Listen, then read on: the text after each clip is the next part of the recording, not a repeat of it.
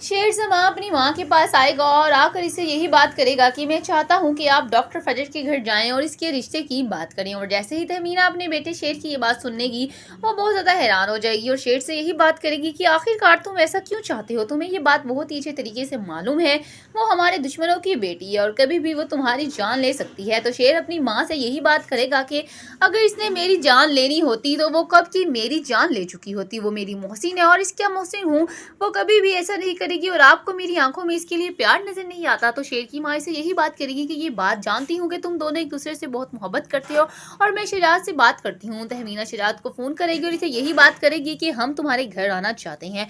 और सिराज जैसे ये बात सुनेगा वो बहुत ज्यादा खुश हो जाएगा। सिराज तो यही समझ रहा होता है तहमीना अपने बेटे शेर की जान की भीख मांगने के लिए हमारे घर आ रही है और वो इसी खुशी में अपने सारे घर वालों को यही बता देता है कि शेर की माँ हमारे घर अपने बेटे की जान की भीख मांगने आ रही है। और काका साहब जैसे ये बात सुनेंगे वो बहुत ज़्यादा खुश हो जाएंगे। वो यही समझ रहे होते हैं कि आखिरकार हमारी जीत होने वाली है, हम शेर की जान के बदले इनसे नाक रगड़वाएंगे, माफ़ी मंगवाएंगे और वो सब ज़मीन का टुकड़ा भी लेंगे जिसकी वजह से हमारी इतनी दुश्मनी है और बदले में हम इनको शेर की लाश देंगे। लेकिन इनको ये बात मालूम नहीं होती कि शेर भी अपनी माँ के साथ इनके घर आने वाला है। और जैसे ही शेर के सारे घर वाले शिराज के घर पहुंचते हैं तो शिराज खिड़की से देख रहा होता है कि कौन कौन आया है। और जैसे वो देखेगा कि शेर भी गाड़ी से उतर रहा है तो इसके पांव तले से जमीन निकल जाएगी। इसे यकीन नहीं आ रहा होगा कि शेर जिंदा है और इसकी बेटी ने इसको ऐसे ही जाने दिया।